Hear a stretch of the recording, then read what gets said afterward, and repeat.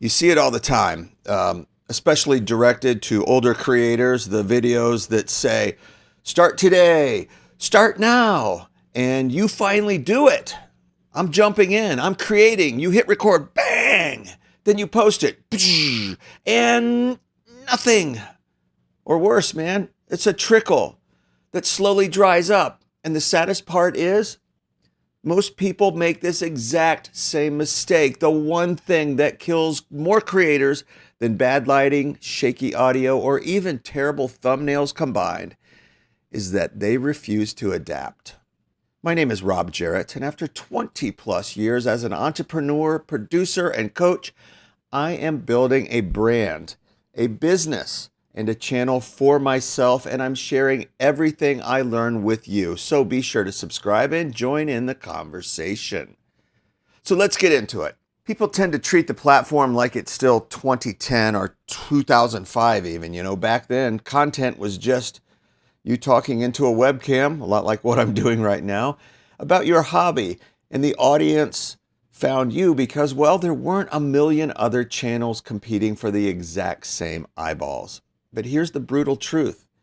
The game changed radically, repeatedly, and it keeps changing. The algorithm isn't your friend who remembers that great video you made 3 years ago.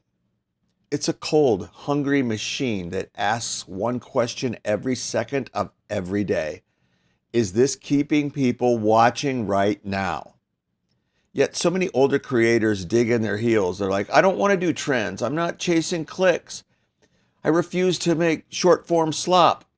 My audience likes long, thoughtful, deep dives. Why should I change for kids scrolling on their phones? Well, that's the killer. Not the algorithm itself. It's the refusal to meet your audience where they are.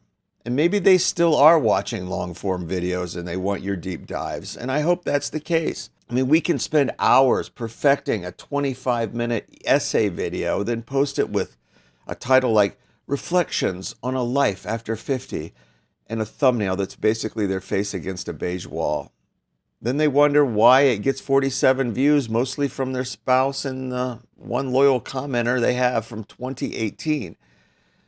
Meanwhile, the creators who thrive, the ones in their 50s, 60s, and 70s who are quietly crushing it, they're doing something different.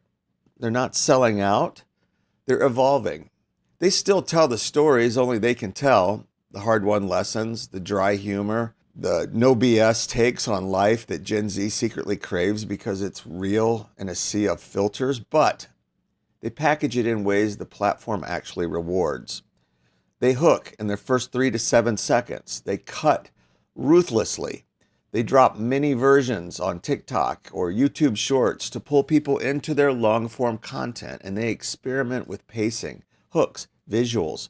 They study what works today, not what worked when they first fell in love with creating. Adapting doesn't make you inauthentic. It makes you reachable. Refusing to adapt, that isn't integrity. It's pride dressed up as principle. It's choosing to shout your truth into a void instead of whispering it into someone's ear where it can actually land and do good. So if you're an older creator sitting on a gold mine of experience, here is my plea. Don't let stubbornness be your legacy. The world needs your voice, probably now more than ever. But voices only matter if they are heard. You've got to adapt.